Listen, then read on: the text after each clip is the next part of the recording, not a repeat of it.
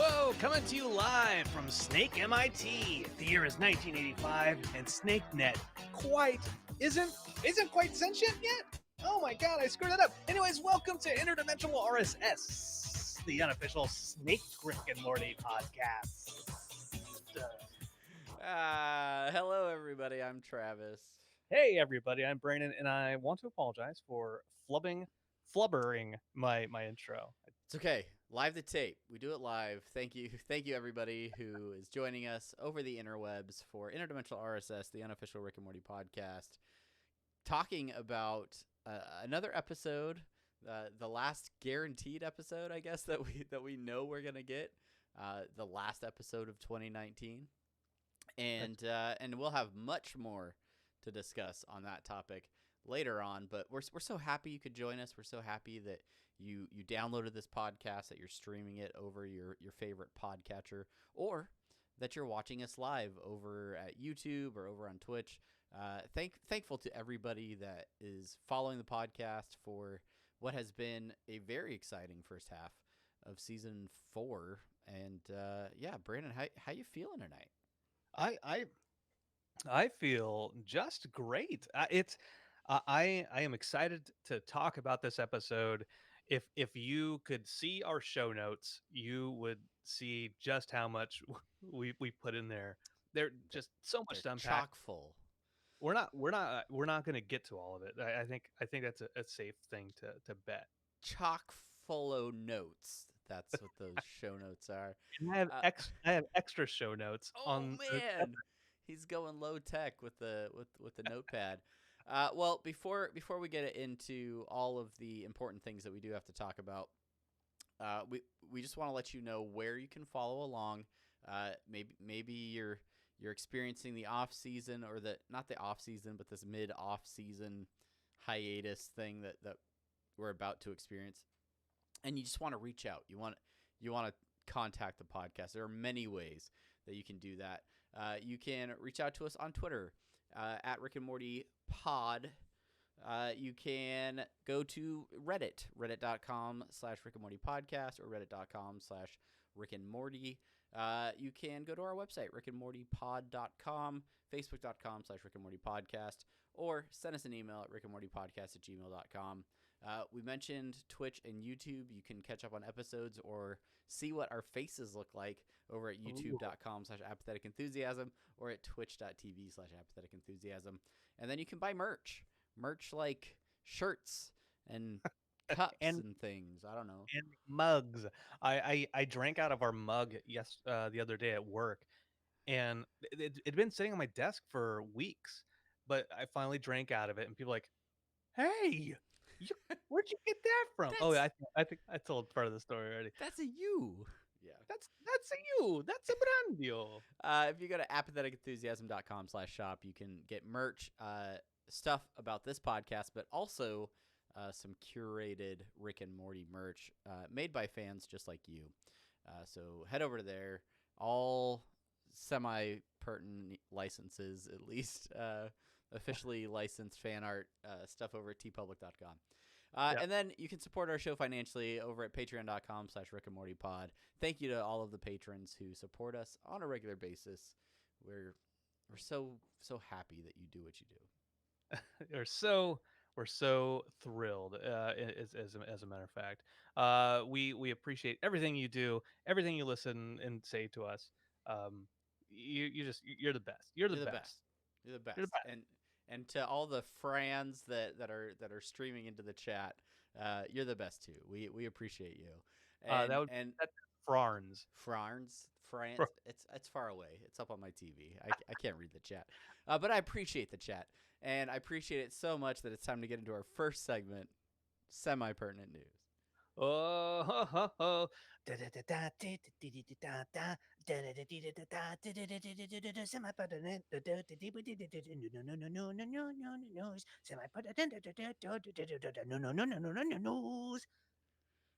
Yes. All right, ladies and gentlemen. As we have mentioned, it has been officially announced over at Adult Swim and on most of the Rick and Morty social media platforms that Rick and Morty will return in 2020. That is that is all the news we have. Gospel. It's gospel at this point in We time. don't have a season. We don't know a month. We don't know any of that. We Well, know that the we next know year will hold more Rick and Morty. we know a season. It's gonna be season 4. I see what I did. See what I did there. I was undercutting you. Uh, yeah, we've been saying season 4. This is the first half of a season. The next half is going to be sometime next spring. We hope. But we knew that season 4 wasn't done. Uh, in these first 5 episodes, just like in a lot of other shows that come out, they'll come out in the fall sometime, and then they'll get to the holidays and be like, hey, Christmas is a thing, let's take a break. And everyone's like, oh, come on, Yeah, we're rocking here. yeah, watching my TV programs. I'm watching my TVs. So we knew it was going to happen. This well, I mean, we'll talk about this episode, but this episode leaves me excited to see what 2020 holds. I look forward more to 2021, so I can be like, hindsight, um with 2020. Okay. I just got your Anyway, stupid joke. Yeah. So you're gonna hear that a lot. we're we're excited for 2020. We're excited for the new or the second half of season 4. But in the meantime, we'll be around. We probably won't be week to week, but we'll have stuff to talk about. We'll definitely have other things on our mind, and I'm sure that more news will pop up. But as we talked about a lot on the podcast, the production team has had a challenging year, and they're still sort of spinning up and getting into that rhythm for regular seasons and things like that. So this is I think another small speed bump, but it's not like we're gonna get straight 70 episodes without breaks. There's still gonna be breaks, and we just have to There have embrace it. there have Yeah, to be breaks. you There have have to absence, fonder, to, heart. yeah, Put it together. something like that. What do you Yeah, get? You get fonder a heart absence, obviously. Uh, all right, so moving on. Something Rick and Morty pinball machine. What do you got, Brandon? Hey, Scary Terry Folds hit us up a couple weeks ago about this, and I don't know why I completely missed it as far as semi pertinent news goes. But I just saw it as I was scrolling through Instagram like 5 minutes before we started recording. There is a Rick and Morty pinball machine that was getting sold. You can on Instagram at Spooky Pinball Official, but it looks like to be a pretty bitchin' machine. You can't really see it on the stream there, but Mm. uh, machine features custom voiceover from Royland, songs from the series, custom art. The Smith's house is there, interactive ship is there, all typical pinball things. Uh, but if you want to buy one, probably like $7,000 to $8,000. But it doesn't matter if you have that money because it's sold out Boo! with me All tonight. right. Sold out with me. Oh yeah, the record company is going to give me lots of money and everything's going to be all right. That's Real Big Fish. You know Real Big No, Fish. no, yeah, we This is a Real Big Fish podcast. Welcome to. sell out. With me, oh yeah. Anyway, so if you happen to have purchased a Rick and Morty pinball machine and you would like it to be proudly displayed in the background of this podcast, feel Bring free us to over. send us a DM and I will hold it for you right here. I'll just keep it right here and play it all the time. But yeah, good. I mean, pinball's good. It's better than popping balloons, right, Jerry? Oh, that app. I hope that app is still out there. In Yeah. semi podcast pertinent news, for those of you, this semi pertinent news has a backstory. For those of you that remember us reading the reviews and listener suggestions and short outs last week, we actually had some follow up contact with a reviewer of the podcast, and it turns out their significant other owns, operates a bakery, Yeah. and gifted upon us some special treats. Yeah, yeah, yeah, yeah. So the story is semi pertinent. It's semi pertinent because it's Rick and Morty. It also has a lot to do with it with our show, Which and it's really pertinent to us. and we usually do things in listener suggestions and short outs, but this is really cool to us. So uh, I'm gonna read this. Well, first of all, the Punker Bean hit us up. We read his review last week, and then uh, over on Instagram, Sweet Tooth Designer Cakes hit us up in our DMs. Hit our DMs up. Couple, maybe Sliding into them DMs. mid November and said, "Hey, got something for you," and then asked for an address, and then I was like, "Oh, I need to get a PO box at some point in time." And then I was gonna get Travis's address, and then I decided, nah, I'm not gonna give Travis's address. Yeah, I'm not trying to get him, like dog poop on his um, and so after we did the review last week, I ended up emailing back and forth with the Bunker Bean, and then he's like, "Yeah, my wife sent you a message about these cake, sending you guys a gift." I was like, "Holy crap!" So I hit her back up on Instagram, and she's like, "Yeah, thanks, thank, um, yeah, that's crazy that you're cyber stalking my husband." Um, yeah. Anyways, it just happened to be that she was like, "Yeah, this gift that I sent, it should be there by Monday." Um, in that conversation, I ended up following her. That's an important piece of this story. Okay. So she writes, "Sorry this took so long. We've been busy, bruh. Anyway, we love the podcast and thought you would enjoy these custom treats from my bakery. Enjoy. Holler when you get this. I can't wait to pick these up on my Instagram, but won't until you get this. Not that you follow me anyway." Psh, Psh, and psh. smiley face, Rachel. So what she sent us is so cool. Uh, if for the podcast listeners, you don't know or you don't care, Yeah, but make sure you make sure you follow our Instagram, which for some reason I don't talk about on a regular basis at the top of this show. But that's Rick and Morty Podcast on Instagram. Head over to our Instagram if you want to see these amazing cookies that we got from Sweet Tooth Designer Cakes. yeah, That's a me seeks. got Boom. got got me six. We got Rick and Morty. We got a really good, a really cool portal. And I when I lifted this cookie up, there no shit. Like I was like, oh my god, like people did that for us. It's our logo done. The one created by Daticus, the one that's on Travis's mug, the one where we're shoving pickles into our mouths, and It's my the pickle friends one. the friends make fun of me because they're like, "Why are you eating such huge pickles, Brandon?" I say, "I love that pickle." Uh, it's on a cookie, It's and yeah, we're on a cookie. It's I think that means we've made it. I think so. So I yeah. think so. Anyway, thank you so much to all of Unity and the amazing fans that support this podcast and make really cool stuff and send it to us. And it's humbling to be honest. And so I really we really appreciate that. And Brandon, you'll have to let me know how those cookies taste. Uh, no. you describe it to me. This is those things about it's just like they look so good, and I don't want to eat them because then they'll be gone. Okay, you have to eat like one of the Ricks or something, or like I you will. gotta eat one. You gotta give us a review. I Not will now, but later. Maybe that'll be post show or something. Anyway, on camera. I on will do camera.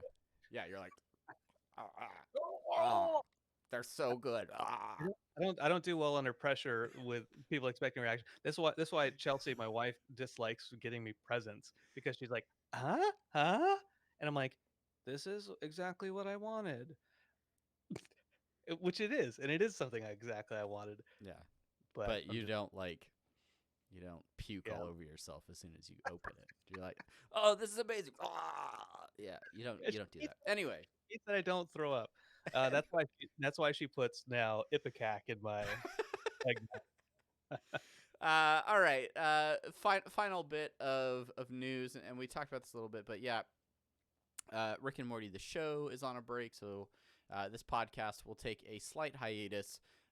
We're taking a couple weeks off to spend time with family, so for the holidays, but we figure we can squeak in maybe one more episode before the end of the year, and do just sort of a first half of season 4 season in review sort of episode. Go back maybe and give proper conversation to that Gluty episode, the one that I missed, and Yeah. also reflect on your guys' thoughts. So Unity, if you have thoughts about the first 5 episodes of season 4, and you have a talking point that you think we should discuss, make sure to hit us up with those so that we can pull all that stuff together and have one big New Year's Eve bash of an episode before we ring in a brand new decade full of lots more Rick and Morty.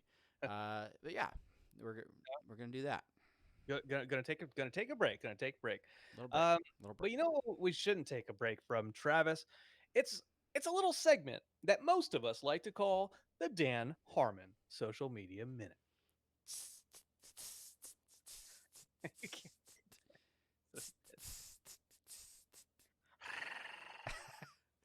Dan Harmon, social media man. Anyway, that got real breathy. I don't know if I love that.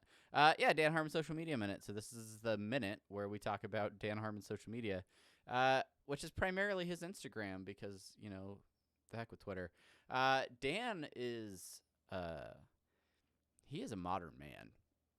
He is a man of vast talents and abilities, and this week on Twitter we got to see a little of his woodworking prowess as he shared his a video of him building uh, building a workbench out of wood. So here it is. For those of you watching the stream, he's using power tools. Bob He's Vila. he's using Really doing it. raw lumber. But yeah, he builds that thing. The caption for this is in all caps. Everything is Minecraft now. But yeah, and he does a pretty good job building this this workbench. And I gotta say, great job, Dan. He, And he's then he's not the first person I've talked to lately trying to get into woodworking. So that's interesting. he's got a couple of them made now. It's yeah. So if you want to follow the adventures of Dan Harmon's garage and his new wood shop that he's throwing together, or catch his workouts that he continues to stream live on Instagram, make sure you're following Dan Harmon over on Instagram. But yeah, All right. he loves him some Minecraft, and now he can do it IRL. I downloaded Arc using Microsoft Game Pass recently, and that is, My kid was like, it's like Minecraft, and I'm like, yeah, let's play it. It's You're like, very, very what isn't complicated. like Minecraft, son? It's very, it's very, very, very, very complicated. So if you know how to play Arc, talk to us on Apathetic Enthusiasm. Okay, well, hey, I think that'll do it. That's it for this segment. If you find a semi pertinent news story that you think we need to talk about, make sure you share it with us over on the social media spaces. But we've gone on too long. It's been almost 20 minutes, ladies and gentlemen, and it is now time for the main thing. Do that. Do that. Do that.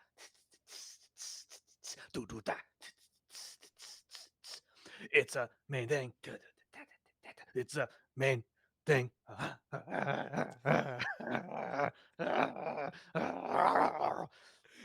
You just sound like a dog wrestling with a toy or something. I know. I turned into my dog, Michaela. She's like, All right, it's the main thing. This is the part of the show where we talk about the show. And what a doozy this was, Brandon. What an episode. Maybe it was our our stifled expectations coming off of slut dragons and whatnot. But we we we watched this episode together, and we had a good time. We really enjoyed it. We really did.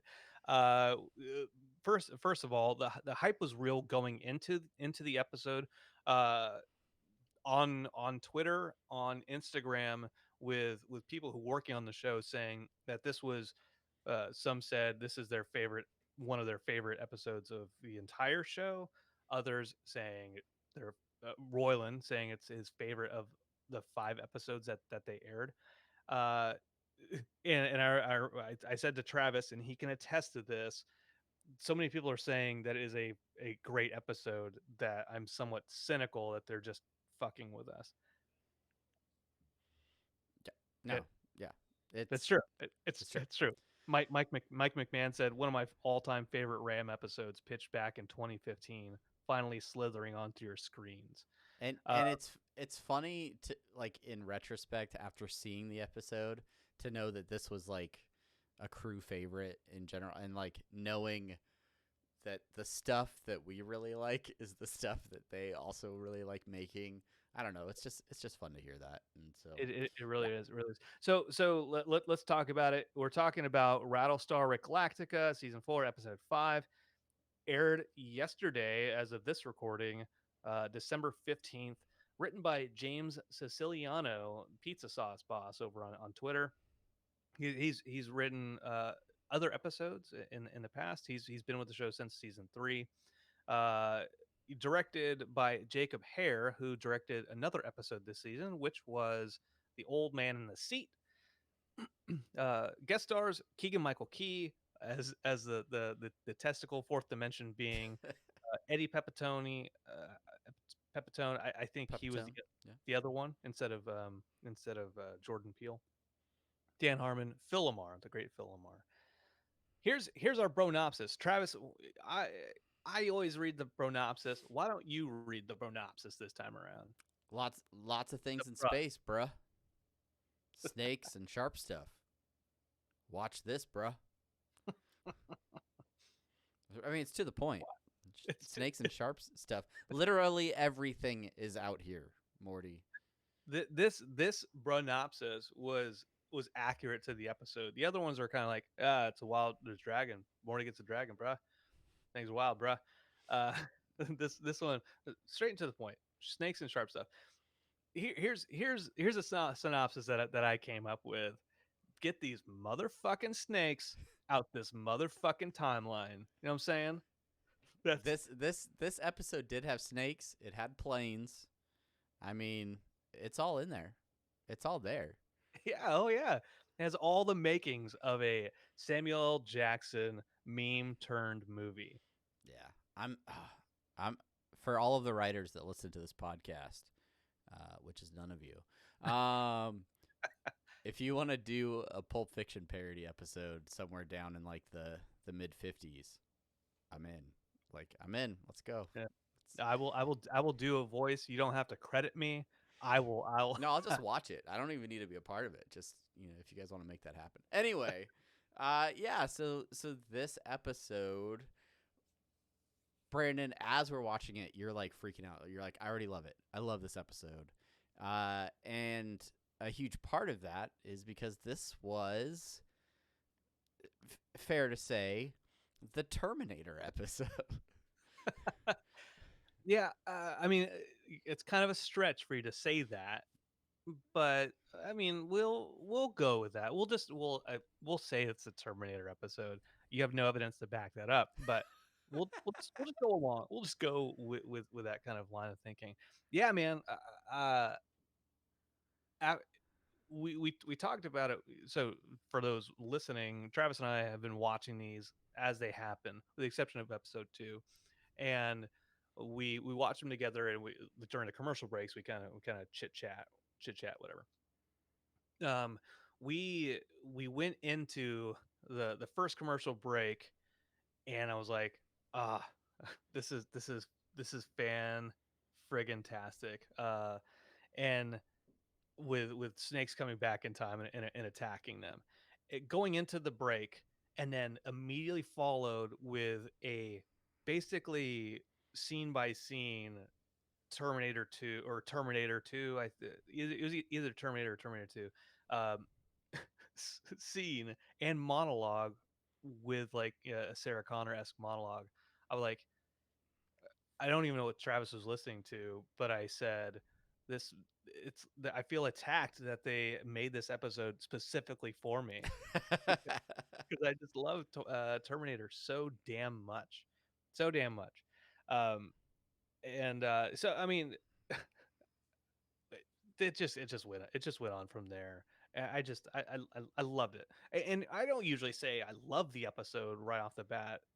So this says something. It says Yeah, something. it stands out. It does. And I don't know. I've watched the episode I think 3 times now in the last 24 hours, Yeah, and I I've it's so good. The writing is really tight in the episode. There's so many like small jokes that really hit and just crack me up over and over again. So yeah, I don't know, something about this episode, the way that the main theme of it being like a Terminator style type of episode, the way that it sneaks up on you and then overpowers you like by the middle of the episode, it's I don't know, it's really great, and I think this is probably my number one for the season so far, but it's definitely like probably top 5 for I don't know. We'll have to go back and explore. It's top 10. It's easily top 10. yeah, But yeah, I really enjoyed this episode.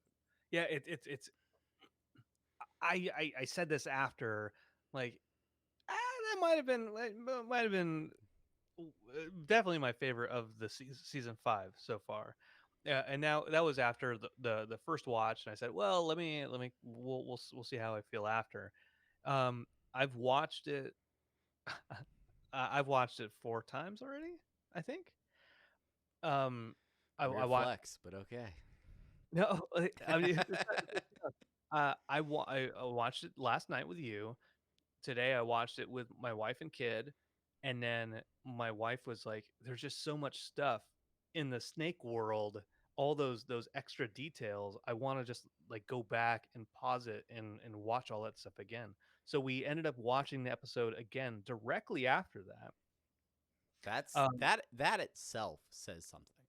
yeah, yeah, yeah, and then leading into us recording this podcast and preparing the show notes, that I watched it again, and I would watch it again because it is so loaded with with stuff in humor, um and I think we could talk about this now or we could talk about this later, just kind of like um the what makes a kind of good Rick and Morty adventure or classic Well, Rick and Morty adventure. yeah, I think instead of just saying over and over again how much we love the episode, let's unpack it a little bit more. Let's talk a little bit more in detail about certain aspects of it.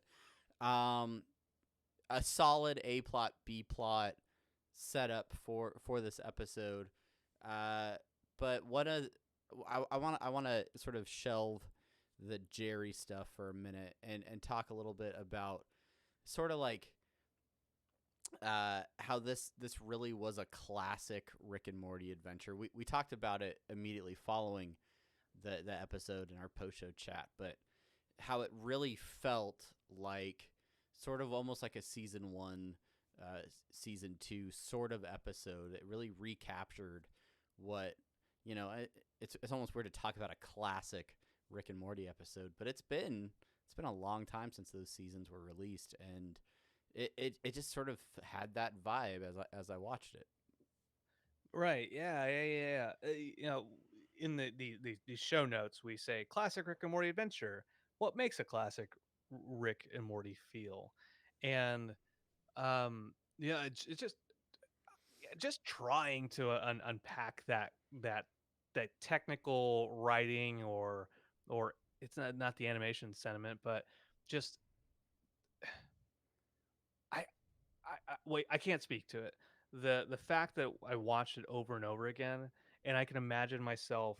2014 in in a by myself in Korea playing League of Legends with my buddy, just sending clips back and forth to each other. I can imagine myself sending the snake clip to him and us talking over chat and just cracking up. Well, and I've thought a little bit about sort of maybe some of the things that made it feel like a throwback episode or a classic Ram episode. And one of the things to me is that snake, sequence where they're just in the snake world, but they're the way that they did the world building for this episode.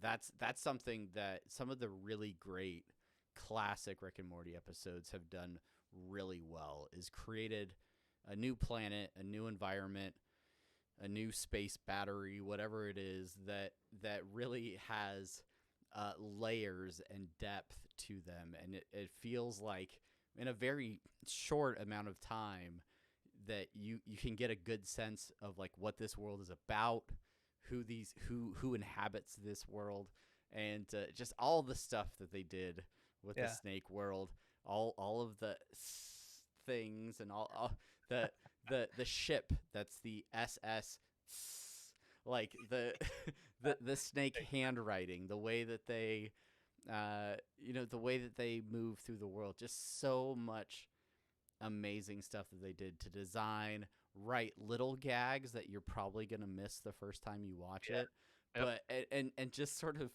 you know, humanize these snakes in a way that there's no actual dialogue, but it's just so rich and full of story. It's amazing. so many snake sounds. Yeah, the first episode of the season, the the fascist Morty talks about classic Rick and Morty adventure, no politics, and and this took us 5 episodes to get to it, but this is that, right? Mm-hmm. It's an episode that has hints of character development, and which we'll get into, I think, with Jerry, um, hints of character development, but not outright like ham-fisted in your face about it, but enough kind of pop culture reference to tide you over. I saw some stuff on Reddit, people saying like, what was the point of this episode? They're jumping the shark just using tired movie references to make to write an episode, and like, well, Lawnmower Dog, uh, Anatomy Park. Yeah. Anatomy Park. Talking about the simulation with the Sigerians, uh, a lot of the Mad Max stuff from season 3. It's all there. That pop culture stuff has always been there, and they've used that not as a. And this is what I love the show. What made me love the show coming into it was they use that stuff in a way as a leaping off point because you're familiar with it, and because you're familiar with it, you already kind of accept it, and because you accept it, then they can go and change your direction a little bit and say, you already know the story, let's go this way with it and come with Right. us. Right. um, and even if they're making fun of it, you're still going with it, and then maybe that's like compared to the heist episode where there's the other episodes, there's a little bit of love for it, but the heist was like, we don't like heist movies, f heist movies. Yeah. Like Yeah. there wasn't an endearing endearment with I it. don't know. I've been going back and listening to the early Harmontowns now that the Harmontown is over. I am revisiting the early days of Harmontown, and just listened to the episode where they meet Spencer for the first time. Oh, Was very very fun. But those early episodes, Dan talks about how much he hates Inception, and he talks about it all the time. yeah. And so when Rick like talks about how if the plot doesn't make sense, well, neither does that movie that everybody loves so much. That is that is straight from Dan's mouth. Yeah, but that episode isn't a love, kind of a love hate relationship with Inception. for me, the reason I love that episode is the how cleverly they tied the Scary Terry, the Nightmare on Elm Street stuff with the Inception. Right. That's Yeah. that's what really got me. Like Inception's stupid, sure, but then Rick is readily able to accept that there's a, a guy that says, "You can run, but you can't hide, bitch." Yeah, yeah. It's all good. Yeah, All right. So let's talk a little bit about that character development stuff. A little bit about maybe the weaknesses in some of these characters that actually created the events of this episode. You have here in the notes Morty's need to fix things, and this has gotten him into trouble a few times in the past. And with this episode, him realizing that the snake that bit him was somehow the astronaut that was going to bring hope to a planet of snakes. He couldn't let that go. He couldn't just stay in the car. He had to go out to the pet shop, find those snakes that looked up longingly at the stars, draw some circles on their back, and bring them back to the snake planet. yeah. Well, we've seen this in Morty before. Most notably, I think most notably the fart episode, right? Right. Uh, Yeah. Yeah. with killing Crumbopulous Michael, and he I don't know how you attribute this to Morty, but the whole like I want to white knight things, and like I don't want to be the one that does something bad. I want to help people, and the criticism of the show is, well, people trying to help people is a bad thing, and it always backfires in your face, right? Um, and that of course happens here in this episode with Morty and the snakestronaut. And it tends to be a trend on Morty's adventures. If you go back and look at the Meeseeks episode where the A plot is actually them going to that fairy tale place and meeting the giant Dan Harmon and going slippy down the stairs and all these things, and trying to do the right thing and then ending up in a bathroom with King Jellybean. Yeah, and then also like Vindicators. He's Yep. like, "Yeah, Rick, let's go do the right thing and be superheroes." And Rick, ends up ruining that a little bit. But yeah, I he he does want to do his he's following a moral compass, what he thinks is the right thing. Um but that's in sharp contrast with how Rick sees the world and what Rick and oftentimes Rick's logic ends up winning out in this, and Rick realizes, okay, yeah, if we did it your way, it would result in this crazy time traveling snakes fiasco. But if we just let it go, the universe will, We'll sort carry it on. out. Yeah, hey, good point on that piece. The Hey, sometimes if you don't mess with it, it'll work itself out. And if you do mess with it, make sure that you are messing with it in a way that it's going to rework itself out. Right, exactly.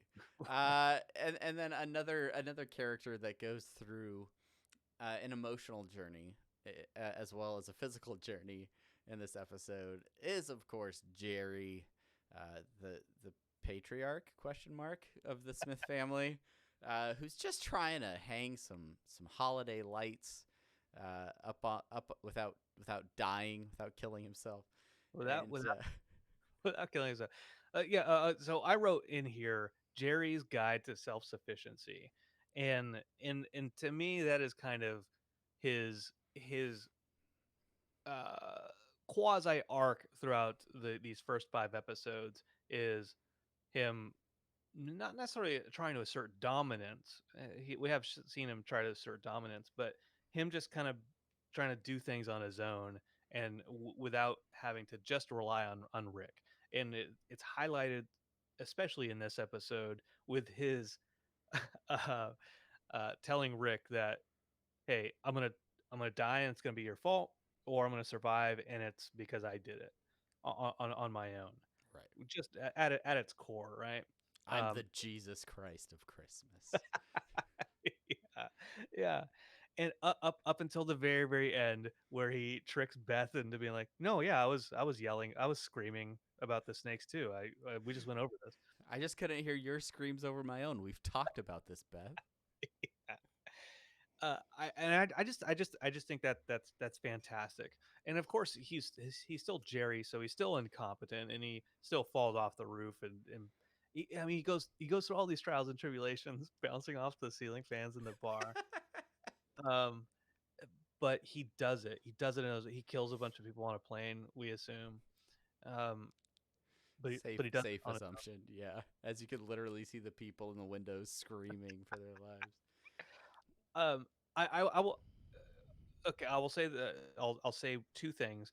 One is I'm like to see Jerry when he's trying to be self sufficient and get away from getting anti gravity from Rick. Two, I've seen people complain that, oh, they're fucking Jerry. Look at him killing a bunch of people on a plane. What an idiot! What a fucking idiot! And yet they're like, ha, Rick just killed an entire planet. That guy's the best. Silly old Rick. Silly old planet murder Rick. Yeah, yeah. I I think the biggest thing for me in this episode, in terms of Jerry's, road to self sufficiency, or more so his attempts to live with Rick and not like against Rick, Yeah. is when he falls off the roof at the end of the episode, and instead of Rick shooting his broken leg and just fixing it completely, sort of the way that he shoots the ray at him at the start of the episode and keeps him from hitting the ground, he shoots the ray that only fixes his leg 50%, right? And the rest Yeah. is up to him. And to me, this is almost like a little bit of an olive branch, where you can see that, where the Rick that was approaching the cabin at the end of season 3 with a shotgun ready to kill Jerry, uh, he's he's softened a little bit maybe, and he's willing to, um, not just put up with Jerry, but also, maybe give him the benefit of the doubt a little bit. And I don't know. It's interesting. I don't know if it will continue, if it will progress further than this, but that scene stood out to me as a different sort of relationship between Rick and Jerry. Yeah. Uh, you good point on the beginning Ray versus the end Ray of the episode, with Rick being like, "Here you go, I'm helping you out," um, without Jerry's want, right? Like, Mm-hmm. here you go, go do the lights. Compared to the end where he's like, "All right, let me just help you out a little bit," Mm-hmm. and Mm-hmm. I acknowledge your want to do things on your own by your own volition with your own agency, but I'm helping you out just a little bit because obviously your leg's broken. It's almost like when you're teaching your kid how to walk or something, and you're like, you're doing it, but like you're like an inch away behind them or whatever, like trying to make sure they don't fall down. No, it's Yeah, all you. You got it. But like, Rick's still there to catch Jerry if he needs to. yeah, He'll interrupt his game of downbeat when he realizes Rick can't probably handle shoes properly. yeah, But anyway. yeah. Okay. So going back again, like character development, mini character development that we can talk to and kind of theorize and hypothesize in a standalone episode. Classic Rick and Morty. Moving on. Time travel stuff. Unshelved and disheveled. That's what I wrote. You, there is a scene in the garage early on in an episode where it says time travel stuff on the shelf, and it's upright, everything's in its right place, and then when the snakes start popping in and out of time, the box is turned over, and there you go. Time travel is introduced in Rick and Morty. I want to ask you a question, Travis. I saw some folks in Reddit say like, this is kind of the jump the shark moment. I saw people actually upset that they started working on time travel even though they said they wouldn't. Or how do you feel about the incorporation of time travel in Rick and Morty now, officially? Like it's kind of been there in the background. The testicle monsters have been there before, but Yeah. This isn't the first time they've messed with time, and certainly they're interdimensional beings. But I uh, I would risk in a guess that this is maybe a one-off on time travel. I don't expect them to suddenly become, Peabody and Sherman, and traveling to ancient Rome for zany episodes or anything like that. I think you can't do a Terminator episode without time travel. If the sticky note on the whiteboard next to the story circle is the Terminator episode, you have to incorporate time travel because time travel is so central to the themes of the Terminator. So there are comments, there are things that come up in this episode where it makes me think this isn't going to be a reoccurring thing where they just use time travel flippantly now. yeah, right. And at the end, as things are resolved and the snakes are eating their own tails and whatnot, Rick says something to the effect of, "That's about as clean as you can get with a time Yeah, travel concept," or something like that. that's the most curvature Yeah, or whatever. exactly. So Let me give it a almost travel story. almost internally dismissing the idea of time travel plots, so as to say, yeah, this is something we did for this episode, but maybe don't get used to it because this isn't something that we're going to do all the time. Right, right, right. I've talked about it whenever we talked about trying time travel before. But like with Futurama, I love the time travel in Futurama because it always makes sense in a way that there's not maybe there's a paradox in there, but it expands the entire series that it doesn't feel like a Mm-hmm. paradox. Or with Farnsworth and them, uh, traveling time by going so far into the future that it just like time resets, like, and they're always trying to like to step on the brakes at the exact moment that they're supposed to be, but then they forget that space is also a factor. So it's not just time; it's also time, space. So when they finally land, they're like a few feet off. Anyway, Anyway, uh, yeah, they obviously Terminator is a huge thing in the time travel arena, but you have them going back to stop the assassination of Snake Abraham Lincoln. You've got them going back in time to kill Snake Hitler, and these are standard time travel tropes. Going so H.G. Wells, uh, submitted for approval, Twilight Zone podcast. There's a bunch of episodes of the Twilight Zone that talk about time travel. There's one, as a matter of fact, that is that he goes back in time to try to stop the assassination of Abraham Lincoln. Um, which I feel like if you're gonna allow time travel to happen in an episode, why not get it all out of why not it, get it all done yeah, when you're there? Like, all right, let's incorporate a couple of these other jokes. If we're already time traveling, let's have let's have a snake version of what would happen if people try to go back and kill Hitler. Let's just do it all, and then kind of get it out of our system. exactly right. the they one of the what you talk about comments that they say about time travel being kind of stupid. The first time as Rick and Morty run past Slippy, and Slippy is having a bunch of babies, uh, and the, these the four these children will be the seed of our planet or whatever. yeah, and like this doesn't make sense. That doesn't make sense. The I part almost put that down as one of my favorite bits, actually, because I just love that. glad we talked about it then. Yeah, yeah, I love time travel, even though basically it all devolves into paradoxes. yeah. It's still interesting to see how when there's a unique story that comes about it, that comes out of it. But yeah, me, you know me. I Do you have anything else that you want to say about time travel before I finish No, up? I in general, like, just as a story idea, I don't hate time travel. So, like, that was another element of this that I found really fun. I just I'm not looking for them to make this like the other Portal gun. I really hope that this is just a concise little circle that happens and then they move on. In Infinite Universes is I think that's good for That's now. plenty. Let's That's just stick plenty. with Let's start. Let's stick with yeah. that. Yeah. Let's wait till we get to season 7 at least. We start going to Peabody and Sherman.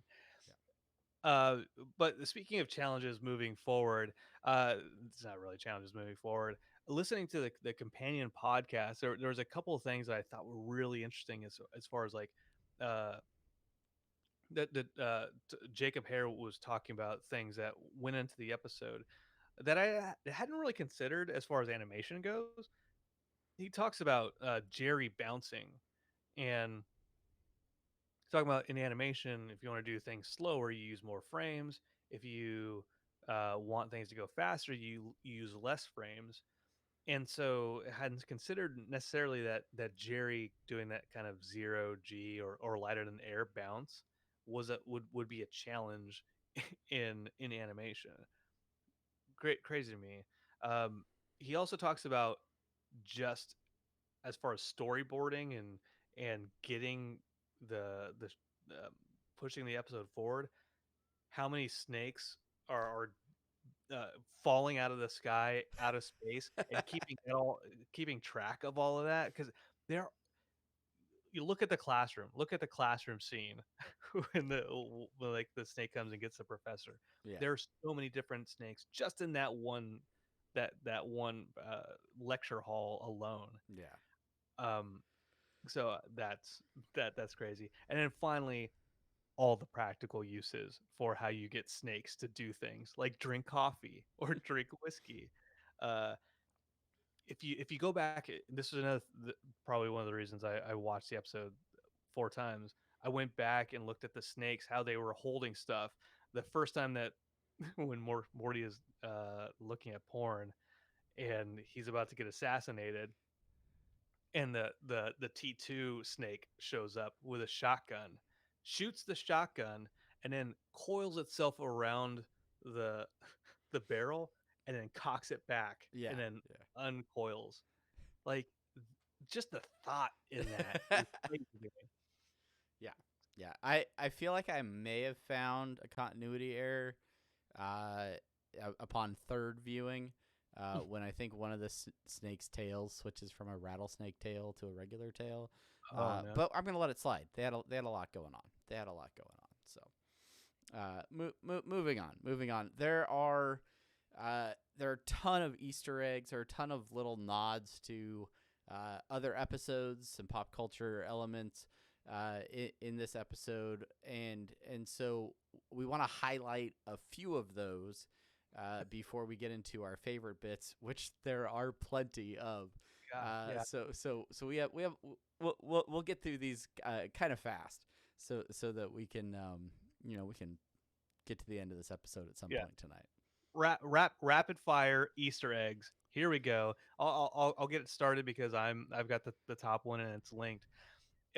When they show Snake Hitler and he's walking through his hallway, you'll see a picture in the background, and my wife noticed it immediately. It's just like a German Shepherd with like really wide eyes and a tongue sticking out. I didn't. We both laughed at it because it's so silly. Turns out that's an "It's Always Sunny in Philadelphia" reference. There's like Charlie has a framed photo of a German Shepherd that that he threatens to burn, and everyone's like, "Yeah, go ahead and burn it. Yeah, yeah, go ahead. It's fine. All right, It's it's fine. it's Hitler." Whatever. Uh, anyway, so I linked that in the show notes. You have in here Aberdolf Linkler Snake. This was kind of confusing to me how the death or the prevention of Snake Lincoln somehow creates like fascist snake, future, and how all the like Nazi stuff has I'll think about it. a snake Lincoln. I don't know. It's Yeah. weird. It's weird. Yeah, Scary Terry Folds hit us up with this one. He sent us a yeah. That's so Aberdolf Linkler, as you know, is from uh, the the end of season one. Um, he's emancipate your inferior genes, and yeah, there's just like a statuette of a snake Aberdolf Linkler with Abraham Lincoln and then the Hitler mustache. It's insane, insane. Okay. Yeah, tons of time travel stuff. In here is. Do you have Yeah. specific ones? No, no, that was the time travel stuff box being tipped Oh, over. okay. So that Yeah, there is a Back to the Future poster in 1985 Snake MIT. the, Snowball dog food. Where was that? yeah, so when Morty goes to the pet store to get a replacement snake, up in the upper right hand corner of the screen, you can see it doesn't say dog food, but it's obviously Snowball's picture on three of the boxes Oh, in the corner. very nice. Very nice. In Morty's room when the snake jazz when he's playing the snake jazz and he's contemplating replacing the snake, he's got R2D2 candles Yeah, that yeah, he's for his little shrine. Yeah, his R2D2 candle. That's weird. The throwback to interdimensional cable, with the how it's made Plumbus episode that Rick falls asleep to, as Morty is trying to snag the keys to the spaceship. yes, yes. Someone on Reddit mentioned, and I agree with it. It's so great that they included that because it implies that even on interdimensional cable, there are reruns of how they made it episodes. Yeah, yeah. Which I would just turn on and leave on the Yeah, Science Channel some days. Just whatever. I've seen this one again. I don't know. I'll just keep watching it, Rick, or Rick I'll is fall asleep. Rick is such an old man in that moment. By the way, He is. A great throwback with the dimensional time cops that we see in, what was that, season 2, episode 1? yeah, Is yep, that the right? premiere. If Yep, I got my dates correct. But you yeah, did. those testicular time cops, they finally get called in. I also like that they somehow were part of Rick's, planning. Like, we'll just get it so convoluted and then make it their problem. I like how he leverages that Just sort of get bit there. get a slam on the pedal and hope there's a cop. Whatever that is. And then Yeah. and then fin- and then finally, the Morty adventure card. Morty screwed it up. This was his 10th adventure. It counts as Yeah. his 10th adventure. And I went and I pulled up the episodes on Wikipedia, as I commonly do, and did some counting to realize that this was supposed to be a Morty's Adventure episode. If From the time that the Meeseeks episode where Morty had his first adventure and Rick agreed that every 10th adventure would belong to Morty, every 10th episode since then has been one of Morty's adventures. So I like that they included that, and hopefully they continue every 10 episodes to, in some way, talk about Morty's adventure cards and his choices for those adventures. Agreed. So those are some of the Easter eggs that we've noticed. If you can think of any other ones that we missed, and we probably did because there's a ton of them, make sure you hit us up on Twitter or our Facebook, Twitter at Rick and Morty Pod. Travis, let's get into our favorite Little bits. bits. Uh, go ahead and get us start us off. What were some of your favorite bits? As a person who uses the Bluetooth assistants of the Hive Mind from Apple and Amazon, when Jerry asks his phone to set a timer for 9 hours and 50 minutes, I love how the phone responds with playing the Beatles. That tickled me. That tickled me. Something fierce, because I tried texting my wife using Siri the other day, and it started dialing like a Pizza Hut. And I'm like, what? Why? Yeah, Why would you dial a pizza? that's not what I Um, wanted at all. I do actually want pizza. Thank you. The whole dialogueless scene going into the snake world from when when Slippy landed on the planet. Everything about that was just hilarious. Yeah, it worked. It worked so well, and this isn't not even like a. I laughed obviously, but you didn't need dialogue for it at all because you knew exactly what the story was. Hmm. Again, going back to what I was talking about familiarity, like you've seen stories like this happen. I think they reference like the astronaut's wife, the the whole maybe like the arrival. I think there's like an arrival esque aspect of it, like Right. Yeah. trying to translate Twilight Zone, going back to Twilight Zone, Canimits with to serve man, trying to translate the alien text. That's all there, and it worked just visually. And, and and speaking of alien text, I loved the scribbly, scratchy snake writing. Yeah, That for some reason reminds me of your handwriting in some way, shape, or mhm, form. But yeah, no, I know that that's true. I'm gonna show everybody on screen what my handwriting looks like. If you can read that, I'm more, not wrong. I'm not wrong. D Squeeze letting us know snake basketball seems or or snake baseball. baseball seems super complicated. Hmm. Yeah, I'm sure the animators just wanted to get right to the part where they're staring up at the sky and not trying to figure out the logistics of pitching and catching with no arms or legs. That's right. That's right. And just like the way of life in those snakes, it was world building, like you said before. Um, I mentioned the Terminator monologue already. For my love of Terminator, the coming in from the opening when the snake bites Morty in space. I laughed about it then. I laugh about it now.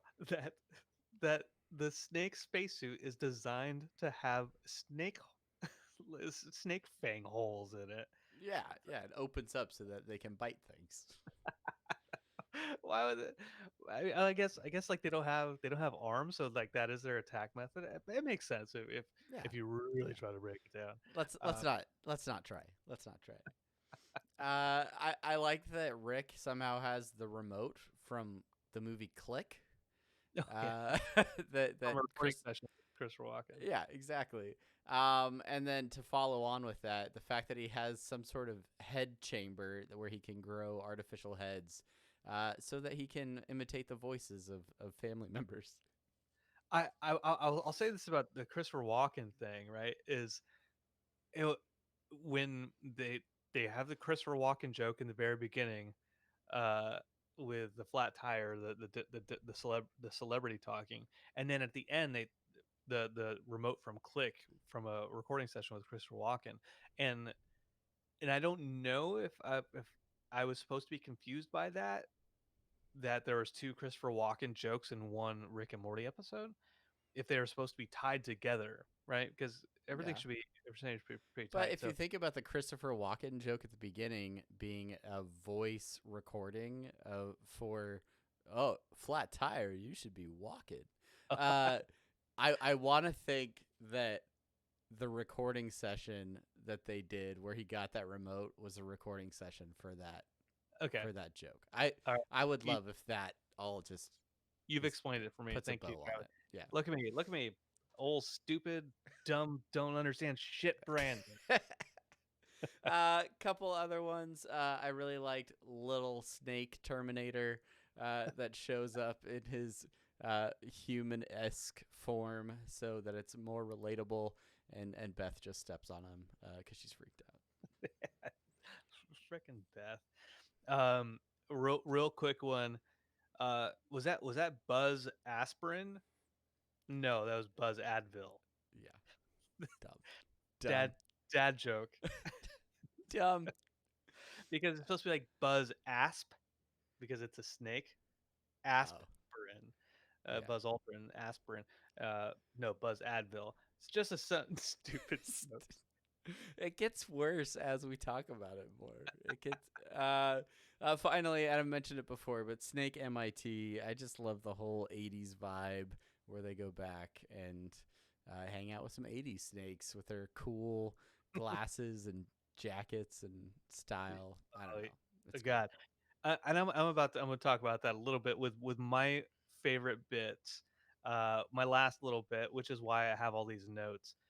If you we could have easily could have gone into Easter eggs a bit, but this is more of snake artistic choices, which is all right. So if you go back and watch this episode multiple times, you'll notice details when the snake is landing on the planet. When Slippy is landing, the warships are out there, and the warships have fangs at the front of the warships. So that's one thing. In the background, there's of the press room. There's a George Washington painting with him crossing the Delaware, but it's a bunch of snakes. Okay. When they first come to the snake planet, the asteroid belt is a snake design that's going around the planet. Uh, the, I like this one a lot. There's a scene of when Rick's talking about the racist snakes. They're looking at the planet, and there's these tanks, whatever, dragging rockets down the road, and Yeah. the The rockets snake rockets. are snake rockets, and the roads are snake wavy lines. That's that's so good to me. They're just so much of that stuff. It's just God, so many details. I love it. In the Snake Back to the Future, and the Yeah. Snake Prince is back there too. I want to say that. Snake Prince. Yes. All right. Well, those are our 2 cents. Those are the things that we really enjoyed about this episode. If we dare to rate it, I know the rating would be high. 5 snakes out of 5. And yeah, I really enjoyed it. I'm sure I'll watch it a few more times. Brandon, I think you might have it on repeat for a while. But it's your turn. It's your turn to talk. Let us know what you guys think. Did you love this episode? Did you hate it? Are we way off base and you love dragons way more than you like snakes? Let us know. Let us know. Send us a message. Send us an email. RickandMortyPodcast@gmail.com or over on Twitter @RickandMortyPod. And then maybe you will get your comments read in this next segment that we like to call listener suggestions and shortouts. This is where we share the comments that you send back to us. And the first one that we have is from over on Twitter. That's right. From Nuex Guy, he writes, "This is his least favorite of season 4. Maybe I missed the point, but it didn't really hit for me. The Jerry bits were the best part, in my opinion." Um, Yeah, yeah, I mean, y- yeah. Going back to, uh, I am interested to hear what his favorite episode of the 5 episodes has been so far. And kind of just extract like what it was that didn't appeal to him about this episode, I guess. And it's all personal based. It's opinion. Um, but like what parts other than Jerry didn't work? That's what's interesting to me. Was it like the extended snake silence sequence with just a hissing, or um, or if it's going back to like the Reddit folks saying, well, it's just a pop culture reference. It doesn't really matter. So no X guy, if you want to hit us back up, I'd love to hear your thoughts about why it didn't work for you, and for anybody else who it didn't work for. I'd love to hear that as well. yeah, and maybe if you're not a fan of Terminator or of time travel in general, yeah, it would make sense why this would be, you know, you'd have the opposite reaction that we did to this episode. So, moving on. Yeah. Uh, So So Eric Paulson, Eric Paulson on Twitter at Eric Paulson 1976, he was with us for a long time, and he disappeared off Twitter.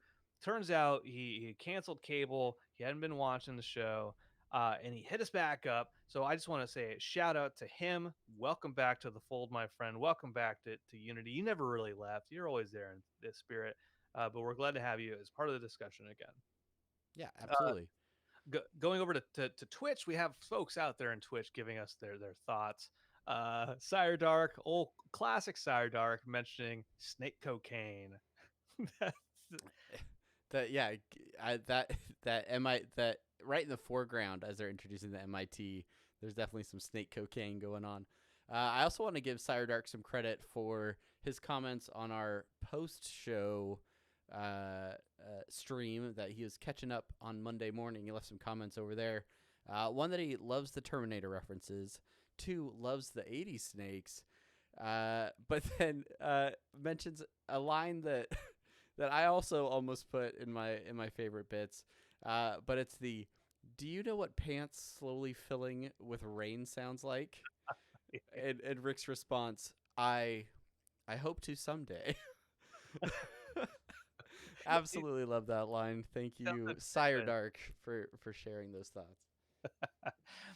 D Squeeze in the stream mentions when Summer asks if Rick trapped Jerry in the picture again, that he wants to see that in a stinger at some point in time. That sounds like a Dorian Gray or a some kind of night gallery kind of crossover at some point in time. And I also, I mean, I didn't mention this before, but the fact that this was a Christmas episode, like, but Oh not in the same way that, like, Christmas Drums and Anatomy Park was like, a human holiday sort of Christmas episode. It was just very much like on the fringes of the episode. Rick and Morty time travel in some Santa hats. There's a yeah, Christmas card of Rick punching his grandson, which, gosh, they should really release as an actual Christmas card because that would be a great way to merch. there. Uh, Man, there's so much in this episode we didn't talk about, and and again, like going back to it, there's compared to the other episodes this season, and I even liked the dragon one last week after rewatching it. yeah, yeah, yeah. There's there's just so much stuff to unpack in this. Yeah, J- it has a density to it that Yeah, that I think really, it, yeah, it's it's like good stuff. it's like a bagel versus a donut. Like donuts are good. They're sweet, they're fluffy. You could put frosting on them, right? But if you want density, if you want to put something, if you want to put like a hazelnut cream cheese on a bagel, like a blueberry bagel, mm, mm, man, you Anyway, enough about our bagel preferences. Thank you. Thanks again to everybody that has followed along with us over these last 5 episodes. For all of your comments, all of your feedback, all of your midweek banter as we talk about episodes, and it's just so much fun for Brandon and I to sort of be in season, so to speak, with Rick and Morty on the air, and just enjoying the show with all of you. It's one of the reasons we love doing this podcast. So thank you for all of your comments, all of your feedback. If you go out and review the episode on Apple Podcasts or wherever that is, thank you for doing that. We really do appreciate it. And yeah, we look forward to continuing the conversation further. So if you aren't following or subscribed to the podcast, however you sort of digest this, whatever source you listen to it, make sure you're subscribed. Make sure that you are notified when new episodes are available. Like I said at the top of the show, we plan to have another episode probably in a couple of weeks, just in time for New Year's. But yeah, and then beyond that, we will be in touch. We'll probably have we have a few other things that we're cooking, that we're working on bringing to you guys. So I don't know if we'll be at an every 2 week sort of thing or what. That still needs to be decided. But appreciate all of the fans that have been watching live with us and hanging out for post shows. And apathetic enthusiasm will be back. We've got a lot of stuff to talk about that's not Rick and Morty related. So stay tuned for those episodes and anything else that we come up with. Right, Brandon? That, that's right. Thanks for dropping that. Yes, I love all of you. Semi pertinent news, real quick. Hot Topic is having a fan contest, a fan like T-shirt design contest. I'll have that in the show notes as well. There are a lot of great entries out there. Our friend Chase is out there. Lil Vampy bit me. She has a friend out there who has some Hot Topic designs. Uh, I just want to say to everyone out there who is contributing to the fandom of the show, the community that is behind the show, just keep it up. We're beyond the Szechuan sauce debacle, where there's a positivity that is permeating the fan base, and we just want to make sure we keep it going. We want to do our part to make sure that keeps going, and facilitate your fandom, and get your voices out there, because we're in this together. So that's all. Yeah. All right. That is going to do it for this episode. Thank you guys so much for listening. Thank you for watching. Thank you for everything that you do. And until next time, I'm Travis. And I am Brandon. And thank you. Bye, guys.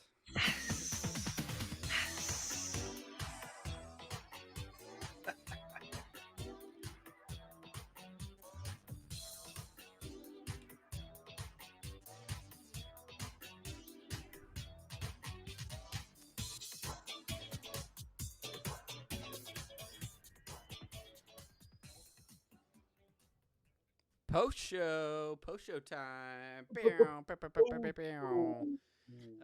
Thank you so much to D Squeeze, Sire Dark. Who else? Post show.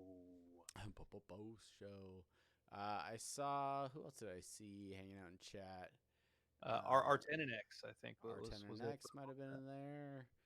I will Quick, be right back, my friend. quick 669. Omar hanging out earlier. For irons. Oh, Brandon doesn't have a centipede, so he's gonna. No, I need to stop drinking this. Why is he drinking so much Pedialyte? I don't know. It's just so hydrating.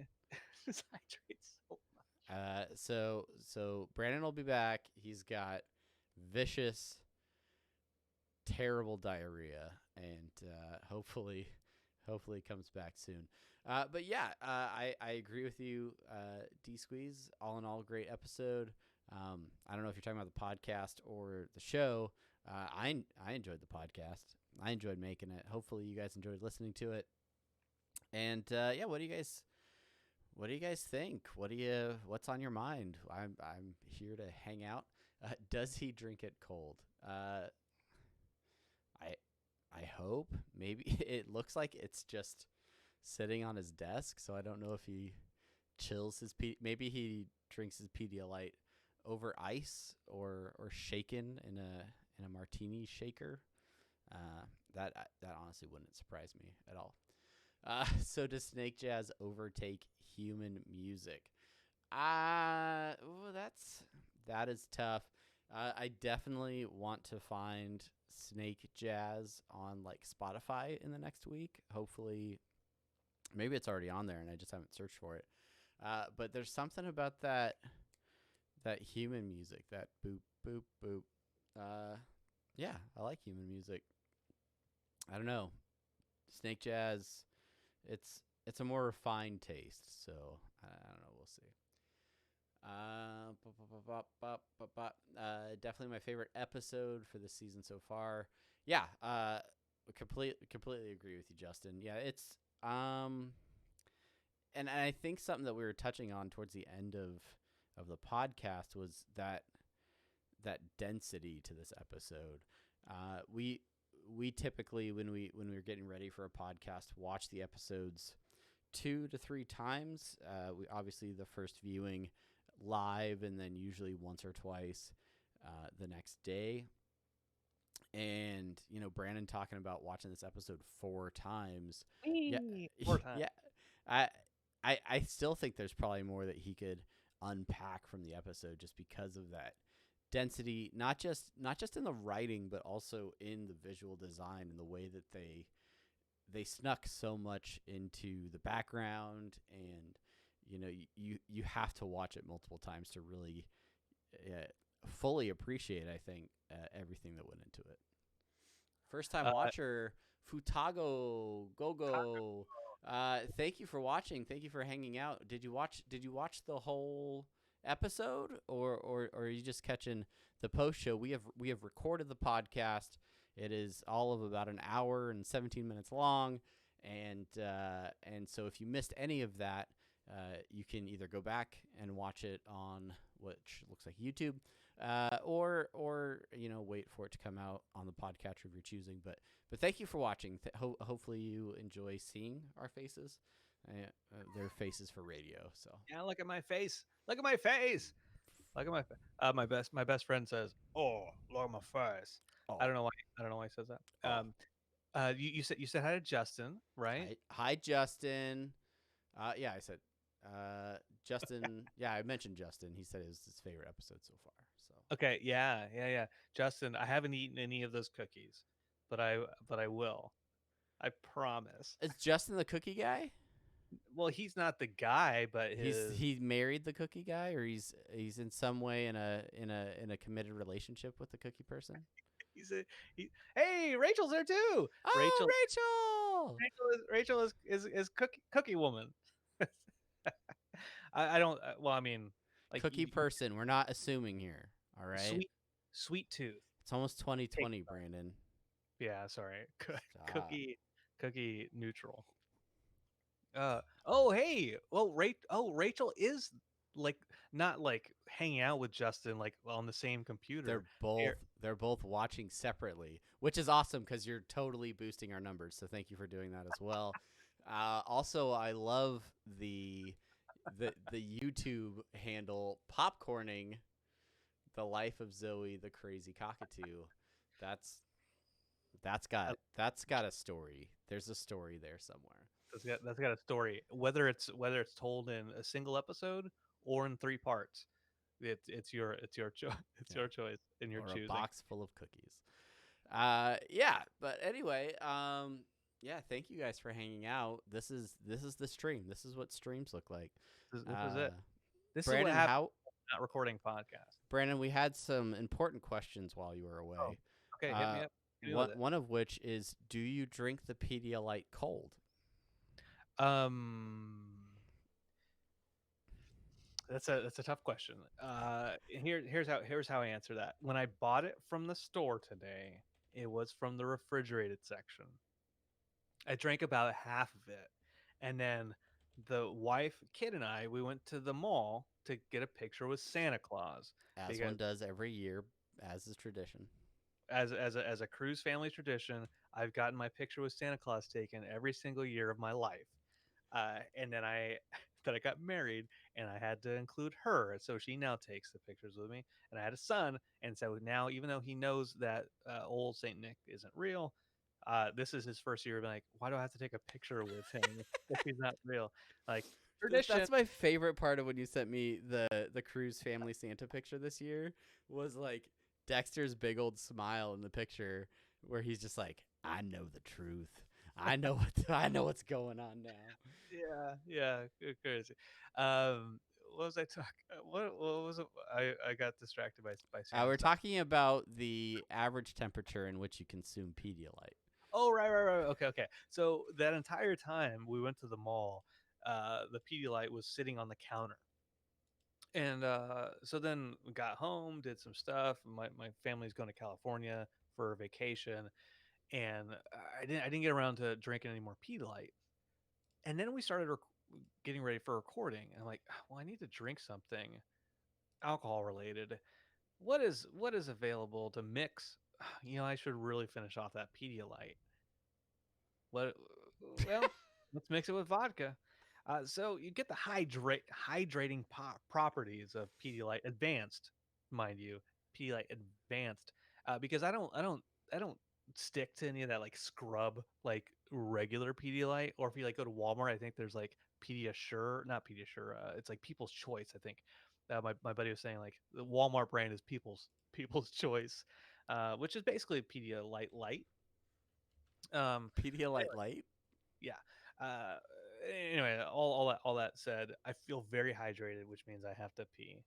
Usually You midway. got to get yourself one of them centipedes, Brandon. God, is Just is it keep it in really? a jar on your desk for when we're podcasting, and you just toss them back anytime you drink too much Pedialyte. I mean, is it really punishment for him? Really, to to be that close to me? I think so. I think it is. uh, We can't confirm any of that information. D Squeeze or Sire Dark, we don't. Uh, yeah, we don't know. We don't know what's real or what's not. we don't. We don't. We can't. Who can? Um, my boss the other day, who he doesn't talk frankly normally, but he was like, we should talk sometime. Just like when no one's around, we'll just hit each other up and to tell you what my real philosophy in life is. I'm like, oh, okay, are we gonna do some like what is it, the ayahuasca or whatever, ayahuasca? Ayahuasca. And he's like, I mean, look at this, look at that wall over there. It's red, right? I'm like, yeah. Like, but is it the same color as what you're seeing? Like, yeah, I get it. Yeah, sure. Like, it's my version of red. Your red might be my blue. He's like, exactly right. Like, I I don't know if I want to get I don't know if I want to get into this with you right now, sir. Yeah, might be engaging in some recreational substances. Yeah, yeah, yeah. So right now we're just high on Molly. Molly and Percocet. Can I change the subject real quick? Uh, this is like the second episode in a row where we talk about Molly and Percocet. Yeah, I think There's I think I think something is going on in the writers' room over Molly there Percocet. at Starburn Studios or whatever. D Squeeze asks, "Did you guys hear about the Christmas parade notice in the paper, but it had a typo which said 'Come meet Satan'? So some dude showed up dressed as Satan." I I mean, well, truth in advertising, you don't want people to be let down. no, you don't. That's Like that's a they, legit typo. That's like moving 3 characters around. That's borderline. That's hard to. Anyway, you can't really mess that out without mess it out. trying Maybe it was a text to speech or a spell and a spell check. What is it? Auto autocorrect. complete, autocorrect. Yeah. Hey, Travis, let me ask you this question as I'm typing some stuff out. This was a Christmas episode. We can say this is a Christmas episode of Rick and Yeah, it Morty. ends with a Christmas card. There were Santa hats. I saw them. Yeah. What is your favorite Christmas tradition? Do you have a favorite Christmas tradition? And this is not Rick and Morty related, but I'm really just buying time. I'm just buying time, but you have I mean, cookies are a theme tonight, and I happen to really enjoy making gingerbread houses. ooh. For those of you who maybe have picked up on my artistic tendencies, and my dedication to being somewhat of a perfectionist at times, I put my all into building a gingerbread house, even if it's one of those store bought ones from Walmart where all the pieces are pre-made. I'll get far too into it, or like cookie decorating or anything like that. Um, we did that the other night with the kids, and that's always a good time. Uh, I don't know. I love Christmas. I love hanging out with people. That's Just good. presents and basketball. I like basketball. you, you like you like basketball. That's good. Um, I'm going to church. that's fantastic. No, What about you, I Brandon? Other than sitting on the big man's lap and getting your picture taken. God, yeah, that's really it. I like getting presents. Um, I don't like giving presents. I'm really no, I do like giving presents. I'm just very bad at it. I I Same. I I And then just I married a rock star at giving presents. She is terrific at it, and I will never compare. It is a one-sided relationship when it comes to gift giving, occasionally, and by occasion I mean like once a decade, I do something decent in that realm. I didn't get you a Christmas present, Brandon. I Don't didn't get expect to it. anything. Yeah, yeah. We spend so much time together, uh, virtually, um, but I don't usually want for like holidays and stuff, we're just like, yeah, happy birthday, Merry Christmas. All right, see you. See you on the podcast on Monday. I don't know to. what you're doing. You seem like you're doing very important things, though. No, I'm not doing anything. You're not actually looking into the Oh, chat. are you mad libbing? You mad libbing? You Oh son of a my bitch! I'm goodness. in. It is. You look at you guys. Look at you guys, mad living it up while I'm talking about eggnog and Christmas presents. Opening Uh, presents. Oh, some people responded. Look at some people. oh, Da, da, da, da, da. Uh, Church numbers have been down since the 90s. Got to get them young. It's true. Uh, the newspaper is probs typed by an old person. Eggnog. I like eggnog. I prefer eggnog with a little bit something something in it. Um, Opening a present the night before. Ah, what a terrific tradition. Typically, this ends up being pajamas in my family. ooh, Not bananas. that that's anything you guys needed to know, but that's the case. Uh, Someone posted a whole bunch of types of words. That's lighting a candle at night for 8 days of suffering without lamp oil. One of my favorite Christmas traditions. Absolutely. What? That's Hanukkah, Brandon. Beavers. Is that a Are they part of the angry? world? Do they have any particular attitude, these beavers? Look, man. Don't try to pull Mitch into this. I'm not. Don't even, I'm not. don't even I screwball peanut butter whiskey. Have you ever tried that? Do you guys tried screwball peanut butter whiskey? I have not. And I'll Have tell you? you why. Uh, I've never heard of it. Uh, Yeah, well, that's fair. Um, Also, I tend not to consume nearly as many peanut butter related things as I used to because my wife's allergic. Uh, oh yeah, but yeah. I mean, she buys me like Reese's and stuff, so she doesn't seem to care, and she hates whiskey. So yeah, I'll check it out. Thanks. It, if you think it's worth checking out, if you think I should try it, because I absolutely will. I Uh, yeah, I I will definitely. I want to commandeer this post show for a minute, but I know you're still you're still No, no, collecting types of speech. So, guys, this is your apathetic enthusiasm minute because we have not released an apathetic enthusiasm in a month and a half. month and a half. You guys, Star Wars. It's Star Wars week. 4 days, give or take, depending on the showtime when you've purchased your tickets. Uh, but yeah, the Rise of Skywalker. It's this week. I'm seeing it Thursday night. I'm freaking out. I am almost done with my rewatch of all of the Star Wars movies in preparation, and I want to know your relative hype levels. I want to know if you guys are excited about it, if you're burned out on Star Wars, what you think, when are you going to see it, and things like that. Because we definitely are going to need to squeeze out an apathetic enthusiasm whenever you get back once you actually see the movie, so that we can talk Yeah. about all these things. You know, you rewatching the Star Wars stuff. Are you? Did you watch Rogue One? Is that part of it? I watched Rogue One about 2 months ago, maybe. So I ended up skipping Rogue One for the yeah, I ended up skipping Rogue One for this rewatch just because I got really busy and ended up taking more trips this month than I thought I was going to.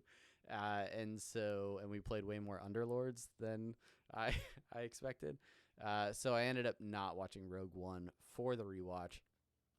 I had talked about with the release of Disney Plus going so far as watching all of the Clone Wars series for the rewatch and like just fully just getting all into all of the lore and everything. And I ended up just sticking with the Skywalker saga, if you will, the core 9 films for this rewatch. So I watched Empire last night. Um, I probably won't watch Jedi today because it's already really late. So I'll probably watch Jedi tomorrow, and then Force Awakens Wednesday, and that means I'd have to watch the Last Jedi on like the day I go see the other one. So I don't know. I'm running out of time, Brandon. I'm running out of The, time. the key is to just watch it later down the road. Um, So I'm not yeah, I fly out to California on Thursday, which is when the movie comes out. I don't really have time Thursday to watch it, and plus it'll be LA, so everything will be completely packed. But my best friend Matt Sizemore, who doesn't watch this, he should because he's in California right now, and he should be able Yeah, and he to watch. used to spam chat all the time. Come on, Yeah, Matt. What are but he you doesn't love it doing? as much anymore. We watched episode one in Hollywood when we were still in high school, and uh, we'll both be there now on vacation. So we're gonna watch the last episode, probably next week. And I said like the 23rd, which is a Monday, but I might be having lunch or coffee with somebody uh, um, next week sometime. That day with This that is the might be most cryptic thing that you've ever said. I know the details, but yeah, yeah, yeah, yeah. I get it. Yeah. So might have lunch with somebody that day. So I might postpone on Matt to be like, let's go on the let's go to Christmas Eve Yeah. or the 26th or whatever. But I'm ready whenever we want to All change right. back to that. Let's let Brandon read his Mad Libs, and then I will respond to some of your Star Wars comments in the chat. So take it away, Brandon. Let's hear the maddest Do you of want to do libs. you want to do the Star Wars things first? We can do the No, Star Wars things. no. I keep Which going. order do you want? Rewatch them. Medium hype for the movie, more hype for more Mandalorian. Oh, See, uh, there's discussions to be had, Brandon. Read your Mad Libs, and then let's get into this. but the Mandalorian, I've got such a minority opinion when it comes to Mandalorian. I really need to get this off my chest. Okay, well let's not anger you and turn you into my hated nemesis too quickly. It's time for some Mad Libs. What is this sound thing? Welcome The to Mad Libs. Okay. Welcome to the Mad Libs Battle League. Mad Lib. All right. This episode of Mad Libs is entitled "Beware of the Parasites." I should do a I should do a should I do a I should do like a voice, right? A voice. Just do it All all right. in.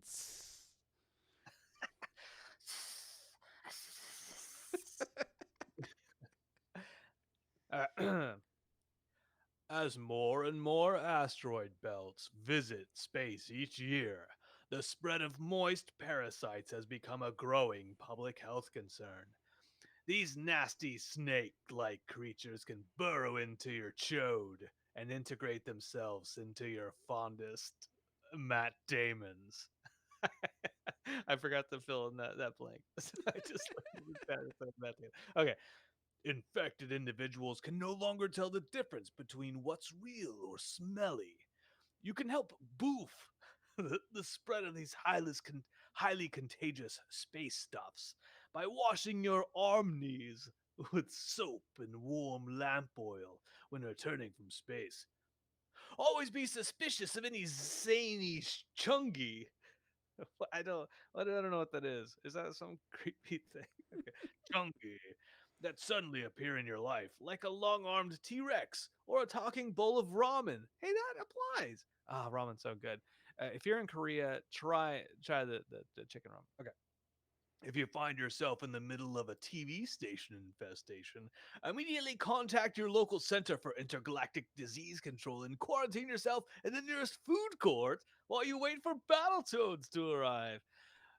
2020, Battletoads re- rebooted for Xbox One, Xbox One X. Battletoads. Yeah. The last week's was funnier. It's just this dumb. Dumb. These, because Mad Libs are so dumb. I love them. I love them. I love to hate them. Uh, which voice am I doing, Sour Dark? You said do the voice, Dance Monkey. Oh, that's probably when I started reading it. But that's all. That's all. That's all. That's all I got. You know, they can't all be winners. But Yeah, then again, I didn't write them, so of course they can't all be yeah, winners. yeah. So let's talk about the Mandalorian. Oh God, sorry, sorry. Jeez, You asked Brandon. for it. Here it is. It's a podcast from Apathetic Enthusiasm. That's our bumper. Bumping, bump, bump, bump, bump. Okay, so Mandalorian. The hype from the Mandalorian is real in all places except Tampa, Florida, in the cruise residence. So Brandon, explain to us why you hate the Mandalorian so much. I don't hate the Mandalorian. I do Why do not. you hate the child? You're not even all caught up on all the episodes. I'm not. That's what I would be doing if we weren't talking right now. You are not caught up on all the episodes. But even if you were caught up on all the It's episodes, downloaded on my phone. It's downloaded. you would basically already know the story of the Mandalorian because you've already watched it up till season The 3. hype is Everything on my home screen. everything past episode 3, I would almost arguably anything before episode 3, you've gotten all the character development or story development that you're going to get out of the show so far. Now this week might be a little bit different because they're showing the episode on Wednesday rather than on Friday in preparation for Rise of Skywalker. But what I'll say is the thing that I have the most problem with isn't necessarily the character development not happening. I watched lots of Law and Order and CSI where the plot doesn't really advance. It's just another crime of the week. Same thing with the Mandalorian. I'm okay with that. It's it's this sense that everyone thinks it's such a fantastic show and it's an amazing show and oh it's a return to form for Star Wars, but they hype up the Mandalorian, the titular character, as being this badass. In world, they're like, this is the bounty hunter we go to because he gets things done. He takes jobs that nobody else can do, and he gets them done. And he fights and he kills and he does all these crazy things. And from episode 1 on to the current episode, he gets his ass kicked all the time, Yeah. nonstop. I'm like, is he a baby? Is he an amateur? No way would they hire. I wouldn't hire this guy after seeing his performance report. I'd be like, no, give me somebody. You know, I'll take I'll take IG 11 for everything. Everything that he succeeds in so far is just by pure luck. Talking about even the first episode that the Mandalorian is in, the only reason he is able to successfully get Baby Yoda is because IG 11 shows up. Um, because he lands on a planet with a guy who I've spoken, and he has two-legged creatures that are able to climb up a mountainside. But then the two-legged creatures leave. You know, What? No, what? Oh, then he gets his ass kicked by Jawas in the second episode. By fucking Jawas? You're gonna. Oh, you're a badass. You're a really fucking cool guy. You get your ass kicked by Jawa. No, you're not badass at that point in time, man. You're a weak ass Jawa bitch. You know? Yeah, it's just. But I do like the show. It's just it's not as well. It's not as well written as I think people like. I don't know. I think Favreau is I don't know. I don't think his writing is all that great. I haven't seen. We talk about Iron Man. Iron Man's not really the best of those movies. Iron Man Right. 2 Yeah. wasn't great. Jungle Book, uh, Lion King. Did he help write the Lion King? I think he. Yeah. Well, He helped I think the first Lion King helped write the Lion King. he helped But kickstart the MCU, but I wouldn't say that his writing helped kickstart the MCU. I think he helped build hype for it, which which led to where it is now. But it and wasn't. I think that's what he brings more than quality writing is he comes he's an idea man, and he like, I don't want to say world builds, but he does a good job of sort of creating, interesting landscapes or interesting concepts. The idea of a baby Yoda and what it could possibly mean in the Star Wars universe is really interesting to me, and I there's a lot of possibility there, and obviously the show was always billed as the Mandalorian, but from the very beginning, the show has not been he's shared the screen and the focus with the child, the unnamed character that everybody memes as Baby Yoda. But yeah, I don't think the writing is tremendous in the show. I think the production value is really Yeah, good, yeah, and I agree. I think for a television show about Star Wars that exists in the Star Wars universe, they are doing a great job on not like skimping in that respect. But yeah, it feels a little bit like a space western that sort of just wanders around and doesn't seem to go anywhere right now. And again, I haven't watched the latest episode. I will probably see it before I fall asleep tonight. But yeah, I would say that I like the show, but I think it could be better in some of the ways that you mentioned for sure. Yeah, yeah, yeah. And I like these episodes as standalone. I think outside of me, the main critique the show has had is that beyond season or episode 3, they haven't advanced the plot. It's been uh, save himself from bounty hunter situation of the week. Yeah, That's how yeah. it's been. It's really formulaic, and so I don't have as much problem with that, just so long as you tell me that that's the case. After 3 episodes, I know now that that's the case. It's formulaic, and Well, they'll back into it for 3 more episodes. it gets into my whole meta thinking about television and how streaming services have changed the way we watch television, and how if you catch a season of Stranger Things, you don't expect to get an episodic show. You expect to get a 10-hour movie that you can consume in 1 hour pieces. So like this a season is one story arc basically stretched out over 10 episodes, and it doesn't feel that way with the Mandalorian. Yeah, yeah. Uh, all that said, I mean, I will watch Wednesday's episode Yeah.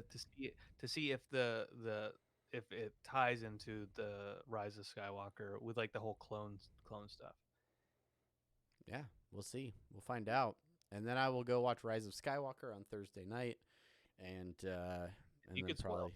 probably just cry the next day all day. So Yeah, I mean, just to let you know, I'm okay with you spoiling me on this. I'm not gonna feel jaked by this You're not one gonna at feel all. jaked. Yeah, Jake, if you're watching, you son of a bitch. yeah. Uh, If you're watching, I'm still mad at you for spoiling The Force Awakens in line for The Force Awakens on opening night. yeah, yeah, yeah. I, I'm I so still mad. cried. I still cried during that movie in the theaters, watching it with you and the creator of Angry Beavers. And I guess my wife was there too. I don't know. Anyway, that's some Star Wars talk That's it. on That's a Rick and Morty post show. I'll tell you what, guys. My episode has been, or my half of the episode has been uploaded for Brandon's ability to diddle around with whatever he does to make the podcast possible. diddle. But yeah, what are you? Look at him diddling over there, playing some snake jazz. All right. Yeah. I should probably. I have to take my wife to the airport at like 5 in the morning. Whee! So, what I want to say is thank you for. Oops, I missed a note. Listening to our show. You're wonderful, and I love you so much. Can you plug that into that board you've got right there? I cannot. I cannot. It doesn't take a quarter. Oh, does it take a quarter? No, it doesn't take a quarter inch. I have to get a XLR. I got a quarter inch to an XLR, and I have to do that. So sorry for Man, telling. this show really went off the rails, guys. But thank you guys for watching. Thank you for listening. Thank you for hanging out. And yeah, we'll get together. We'll stream some more in a couple of weeks. Enjoy your holiday. If you don't celebrate any holidays, enjoy the cold of winter. And yeah, we'll see you guys around. And Brandon, play us out. All right, hey, happy holidays to one and to all a good happy holidays from Brandon, which is me, and Travis. That's me. We'll be around. Watch us play Underlords. Just kidding, we don't stream that because we suck. It's true, but we do play. Yeah. With that in mind, uh, take us out. Take us out, music. What? That's me playing guitar right now. Ah, Oh, John Kauffeld's here. Oh no, we're back. We're back. Hey, Ah, what a creep! What a creep! Always creeping on us, fucking John creeper. Kaufeld. God. Yeah. We're gonna play D&D now because John's here. All We don't right. we don't need Roll Cap- initiative. John's here. All right. We're leaving for real now. Bye, John. Bye, everybody. Bye. This is Wonderwall. Bye. I'm gonna hit the button. send it. Hit the button now. Bye, John. Love Hit you. it now.